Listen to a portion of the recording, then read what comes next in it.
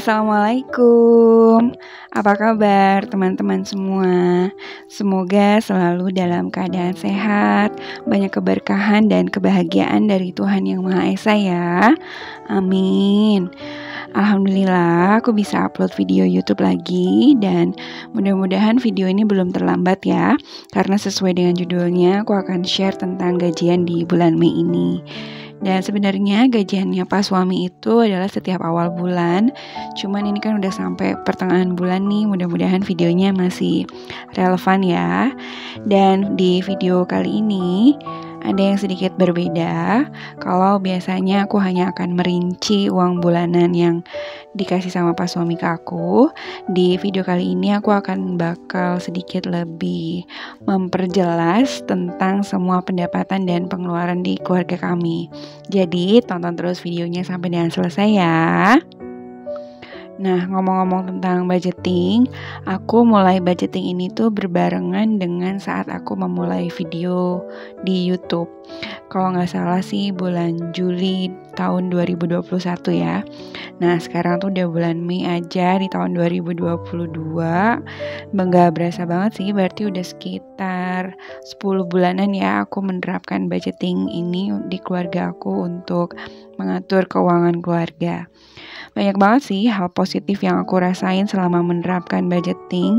Yang paling berasa sebenarnya jadi bikin sadar bahwa uang yang kita punya tuh semuanya sudah punya alokasi dan keperluannya masing-masing. Buat memenuhi kebutuhan hidup, buat sedekah, buat berbagi, buat bantu-bantu keluarga, dan juga buat persiapan hidup kita di masa depan. Bikin budgeting kalau menurut aku bukan berarti kita pelit atau perhitungan ya dengan rezeki atau uang yang sudah kita punya.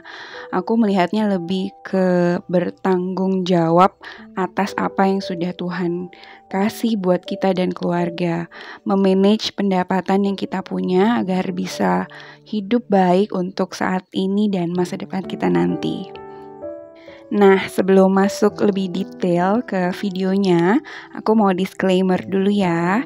Kenalan dulu nih buat teman-teman yang baru pertama klik video aku. Halo, aku Lia, aku seorang ibu rumah tangga.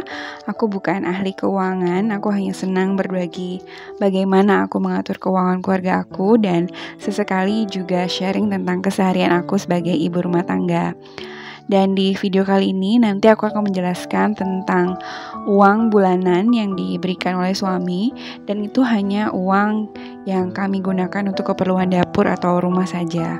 Suami tetap pegang uang sendiri yang digunakan untuk keperluan pribadinya. Seperti transportasi, makan di kantor, dan lain-lain. Keluarga kami terdiri dari suami, istri, dan 2 orang anak usia 5 dan 2 tahun. Kebetulan anak-anak kami belum bersekolah ya. Dan aku harap teman-teman bisa berfokus di bagaimana cara dan metode aku mengatur keuangan keluarga untuk nominal dan pos-pos pengeluarannya bisa disesuaikan dengan keadaan keluarga masing-masing ya.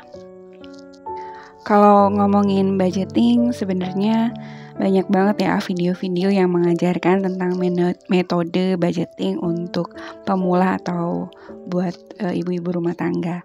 Metode yang digunakan juga macam-macam, ada yang pakai metode presentasi seperti misalnya 50% buat living atau kebutuhan hidup, 30% buat saving atau buat nabung, terus sisanya 20% untuk playing atau senang-senang hiburan ya.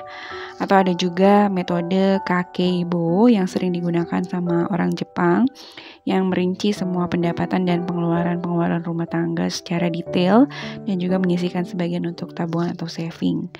Kalau aku pribadi jujur pernah sih menerapkan metode-metode itu untuk mengatur keuangan keluarga kami. Ada yang cocok, ada juga yang enggak. Sampai akhirnya aku menemukan sendiri metode yang cocok untuk mengatur keuangan keluarga kami ya. Kayaknya metode yang aku gunakan ini adalah perpaduan dari 2 metode tadi yang aku sebutkan, persentase dan kakeibo. Pokoknya ini diatur-atur dan dicocok logikan aja deh biar matching gitu ya. Nah, jadi pertama yang aku lakukan adalah merinci pendapatan keluarga kami. aku bagi jadi dua, yaitu pendapatan utama dan pendapatan sampingan. Pendapatan utama adalah gaji suami yang sudah pasti jumlah dan nominalnya dan didapatkan setiap bulannya. Sedangkan untuk pendapatan sampingan ini jumlahnya bersifat tidak pasti, bisa jadi dapat, bisa jadi enggak, seperti misalnya bonus-bonus kerja, tambahan proyek, atau juga THR. Termasuk juga pendapatan aku dari jualan online shop, itu juga aku masukkan ke dalam pendapatan sampingan. Selanjutnya, aku bakal merinci pengeluaran keluarga kami.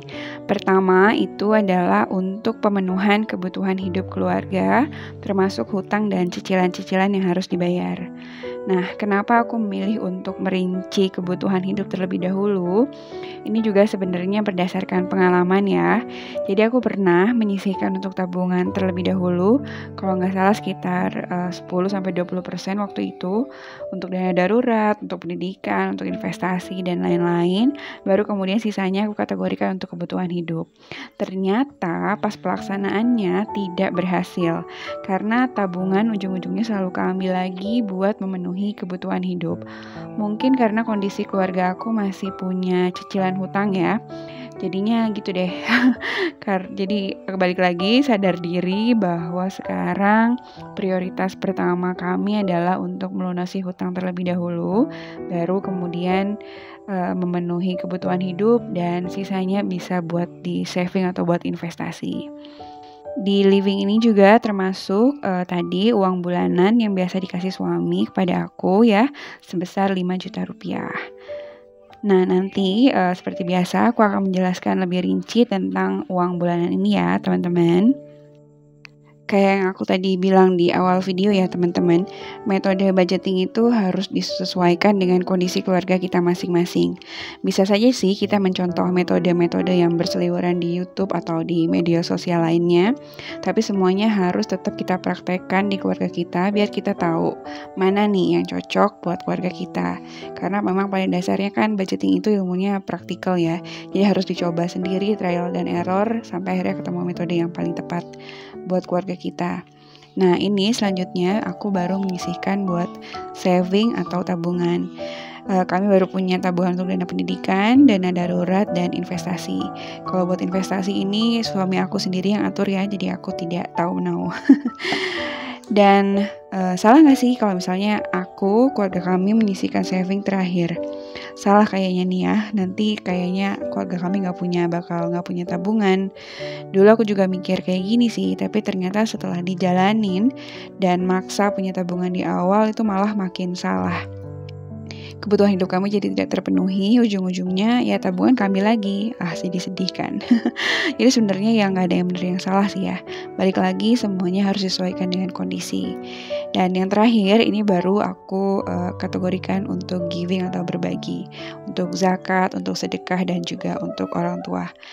Untuk rincian nominalnya, maaf ya, tidak bisa aku sebutkan semuanya karena bagian dari privasi. Mohon pengertiannya ya, teman-teman. Ya, intinya beginilah cara aku mengatur keuangan keluarga kami. Aku sebagai istri di sini tidak memegang dan mengatur semua pendapatan suami ya. Aku hanya atur uang bulanan yang diberikan oleh suami dan pendapatan aku sendiri. Tapi tentu saja kami berdua sebagai suami istri terbuka dan berkomunikasi dengan sangat baik tentang keuangan keluarga kami, karena hal ini terkait dengan masa depan anak-anak dan juga keluarga kami ya. Mungkin ada juga teman-teman yang lagi nonton cara mengatur keuangannya beda ya sama aku. Kalau aku kan aku dijatah nih sama suami uang bulanan, terus silakan diatur, sementara suami punya pegangannya sendiri. Atau ada juga teman-teman yang lagi nonton semua pendapatan suaminya diatur sama istri, itu juga boleh dan bisa dibenarkan. Atau suami dan istrinya sama-sama kerja, punya keuangan sendiri-sendiri dan ngatur masing-masing, itu juga fine-fine aja selama kesepakatan bersama kedua belah pihak dan komunikasi lancar dan dirasa bahwa itu adalah pilihan yang paling tepat untuk keluarga. Aku pikir sih oke-oke aja ya dan sah-sah saja. Dan selanjutnya ini aku merinci uang bulanan yang dikasih sama Pak Suami itu sebesar 5 juta setiap bulannya. Aku bagi-bagi lagi untuk belanja bulanan, belanja mingguan, susu anak, popok anak, beras, roti, aqua, gas, jajan anak, hiburan. Terus ada buat bayar lingkungan, buat TV kabel dan wifi, buat bayar listrik, buat bayar tagihan kartu Halo Aku, terus buat keluarga dan buat dana lain-lain. Ini semua totalnya ada 5 juta rupiah. Kalau ada yang nonton video aku yang gajian April pas mengatur kebutuhan untuk puasa, itu memang agak sedikit berbeda ya nominalnya dengan yang sekarang. Kalau sekarang ini kan keadaan keluarga sudah balik normal lagi, maksudnya ibu dan adik aku sudah pulang ke Palembang, jadinya ya tidak ada lagi yang perlu disesuaikan, balik lagi keadaan semula. Jadi belanja bulanan 750, belanja minggu 750, susu anak, beras dan semuanya balik lagi ke kondisi sebelum ada ibu dan adik aku. Nah, ini aku lagi tempel-tempelin stiker di budgetingnya dan lagi gambar-gambar. Ini tujuannya buat apa? Biar aku selalu bersemangat setiap bulannya untuk budgeting. Jadi salah satu yang aku lakukan caranya adalah menggambar dan menghias-hias budget yang aku bikin. Biar nanti bulan depan aku akan semangat lagi untuk budgeting keuangannya dan terus konsisten gitu setiap bulan melakukan budgeting.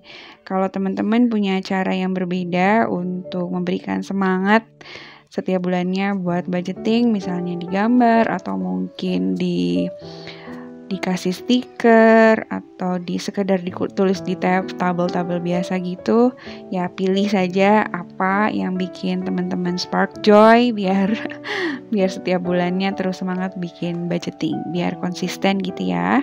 Nah, selanjutnya ini aku udah ambil uang bulanan yang dikasih sama Pak Suami, tapi nggak semuanya aku ambil dalam bentuk cash, tetap ada yang aku simpan di rekening karena nanti juga pembayarannya via mobile banking ya, kayak popok anak, TV kabel dan wifi, listrik, kartu Halo sama keluarga itu tetap aku taruh di rekening dan aku simpan karena nanti pembayarannya tetap via mobile banking.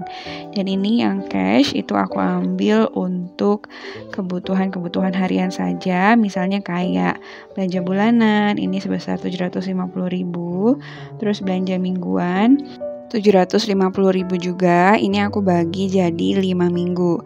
Jadi masing-masing setiap minggunya itu sebesar 150.000. Kenapa 5 minggu? Soalnya tuh suka ada minggu-minggu yang nyempil sehari 2 hari gitu ya kalau setiap pergantian bulan. Jadi ini aku jaga-jaga jadi bagi sebanyak 5 minggu. Terus selanjutnya buat beras dan roti ini 150.000 juga, buat susu anak 200.000. Terus buat popok anak. Nah, buat popok anak ini tadinya aku ambil dalam bentuk cash, tapi ternyata beli di marketplace itu harganya jauh lebih murah ketimbang kita beli popok di supermarket ya, ibu-ibu. Jadinya ya udah deh. Sekarang aku untuk popok anaknya aku tetap masukin di rekening. Dan lanjut ini dibagi-bagi lagi per kategori. Buat gas 100.000, buat lingkungan 100.000, buat hiburan 200.000, dan buat yang terakhir buat dana lain-lain, buat pegangan kalau ada apa-apa itu sebesar 100.000. Nah, sudah selesai, kita cek-cek lagi, mungkin ada yang miss. Tapi alhamdulillah kayaknya udah benar semua. Dan ya selesai proses gajian dan cash stuffing ke dalam dompet disiplin. Terima kasih ya teman-teman sudah bersedia menonton video aku sampai dengan detik ini. Mohon maaf kalau ada salah-salah kata selama di video, mohon diambil yang baik-baiknya saja ya. Sekali lagi terima kasih. Sampai jumpa di video-video selanjutnya. Wassalamualaikum warahmatullahi wabarakatuh.